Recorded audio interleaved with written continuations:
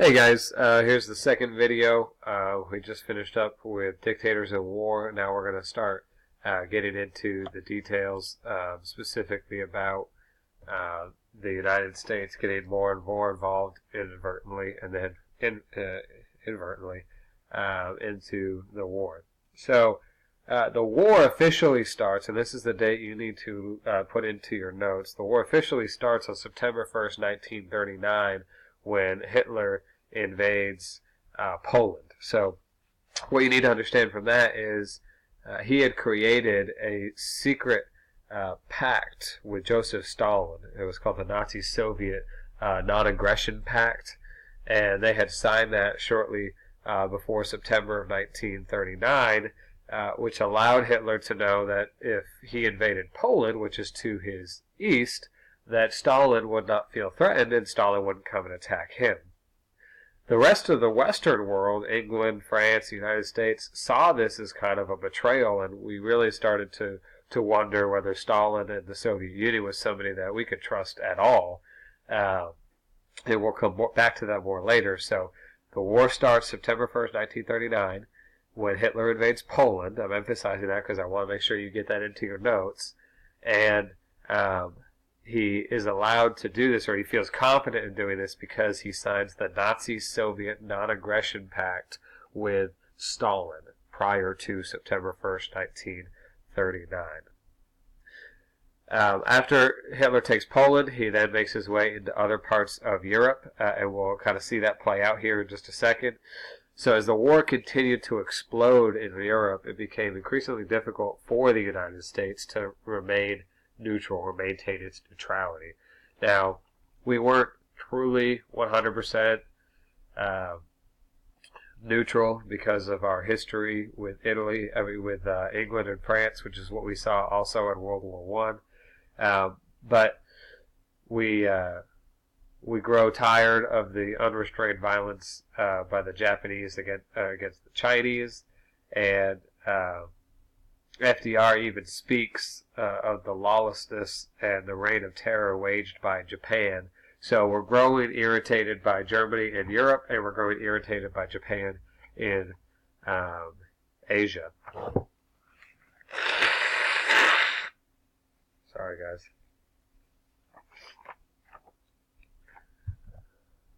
guys. I'll let you look at this quote here yourself. So the hopes for peace faded as it became clear that efforts to appease Hitler had failed. A key term is appeasement.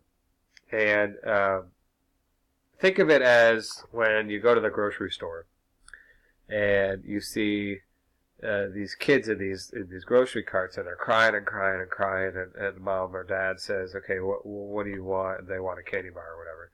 You know, deep down, the kid obviously doesn't need the candy bar, but the parents give in, hoping that the child will calm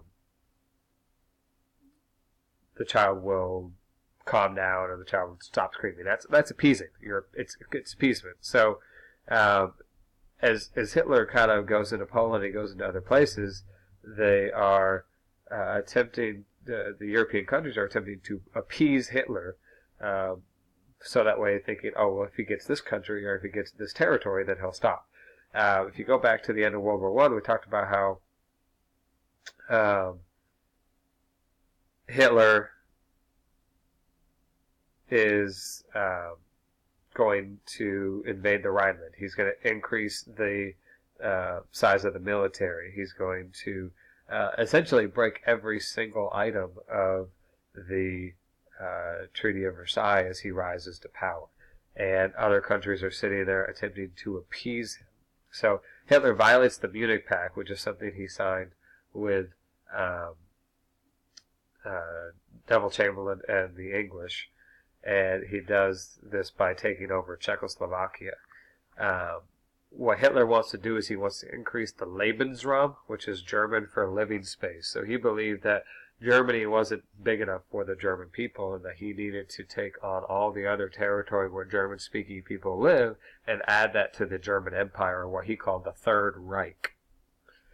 So the only way we find out that the only way we're going to stop him is actually to fight him, but that'll play later down in the road here.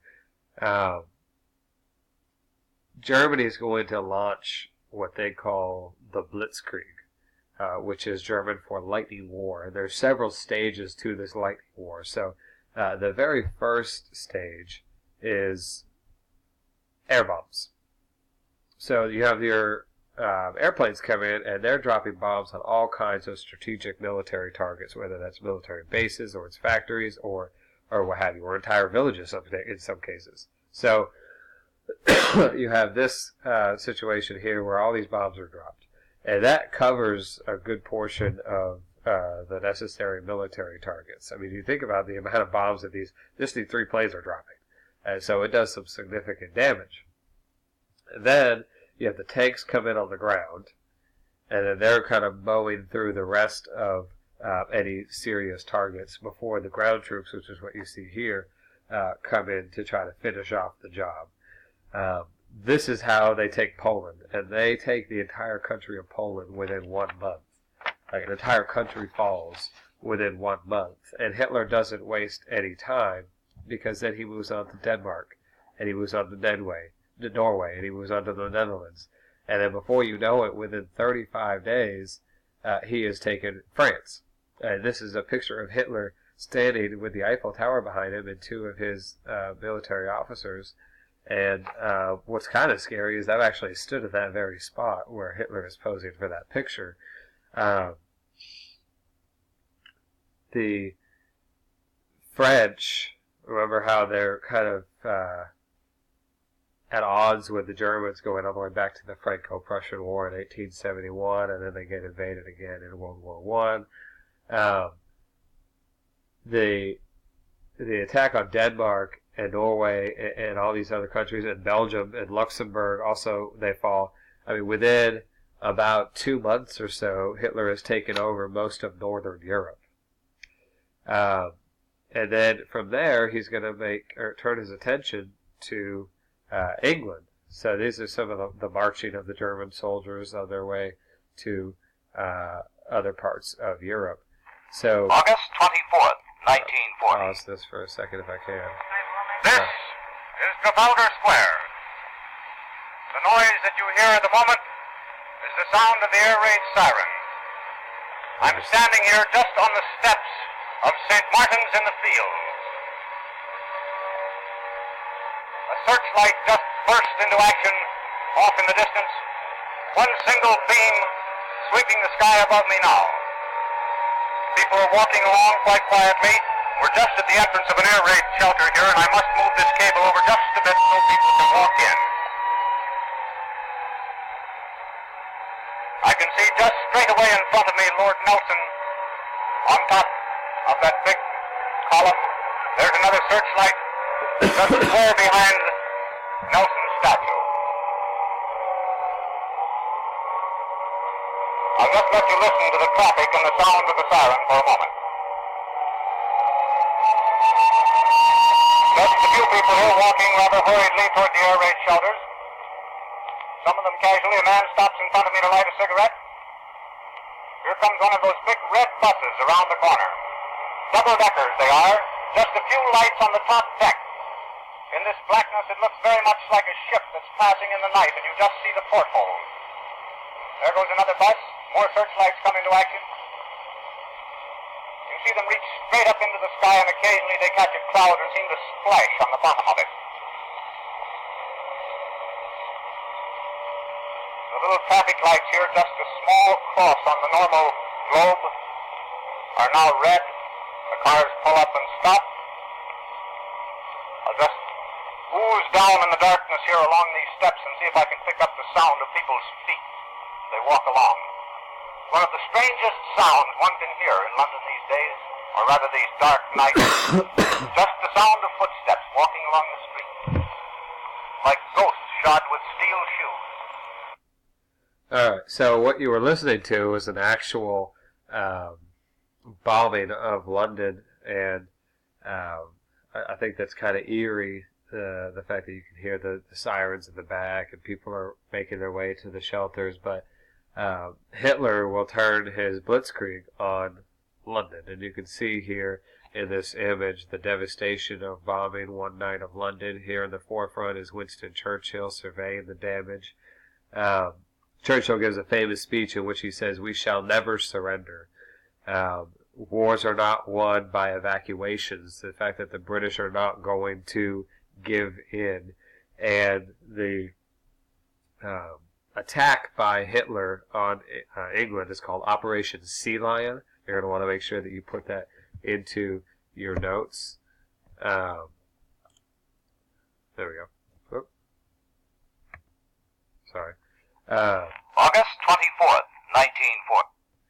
And Hitler fails to get England to surrender. An entire invasion of England would not have been possible, primarily because England is an island, and it would have been far too difficult for him to make his troops get across the English Channel, because the English could have obviously bombed the ships and so forth. So a full-blown invasion of England wasn't possible. He needed England to surrender. So he postpones the attack on England after 40 straight days and nights of bombing, and most of England ends up looking like this towards the end.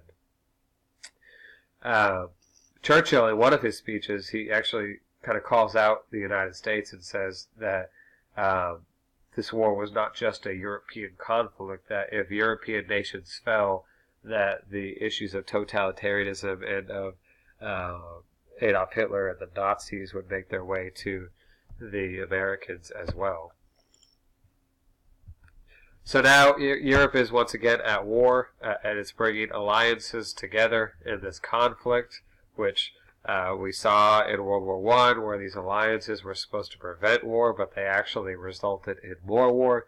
And these are the two sides. Now, I don't have the United States in here on the side of the Allies, because it's the beginning stages of the war, and we're not technically in it yet. And in the beginning of the war, the USSR is not actually on the side of the Allies until Hitler breaks the Nazi-Soviet Non-Aggression Pact, which we'll get to here shortly. Here is the kind of the makeup between 1936 and 1941. You can see the growth of Nazi territory and the countries that are part of the Axis powers. You can see he has a good portion of Europe under his control by the time you get to 1941, which is obviously the year that the United States enters into the war after the attack on Pearl Harbor. Now, in the early stages of the war, we did declare our neutrality. We found it in a European conflict. We didn't feel like it was our problem to get involved militarily. Remember, we didn't want to get involved in the League of Nations. So we passed the neutrality after 1939, which contained a cash and carry provision. You really want to emphasize that in your notes, cash and carry, the neutrality after 1939. That was a way of us trying to help the Allies. You bring the cash, we'll let you carry out with military goods, old battleships, warplanes, military supplies. And in exchange for us assisting you in that, they agreed, specifically the British, to allow us defense bases across the globe at the end of the war. So,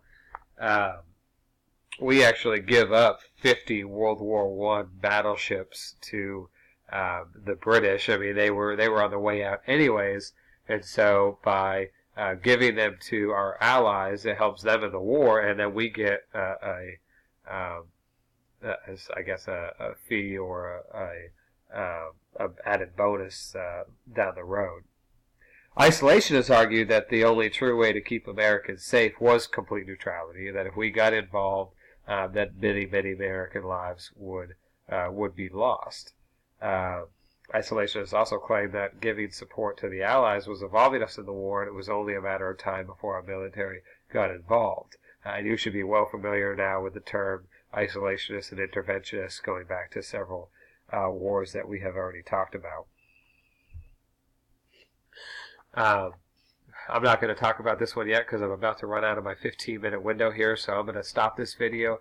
I'm going to try to upload this and unblock the first video because I saw some of your messages already that the first video was blocked. So I'm going to try to work that out right now. Thank you.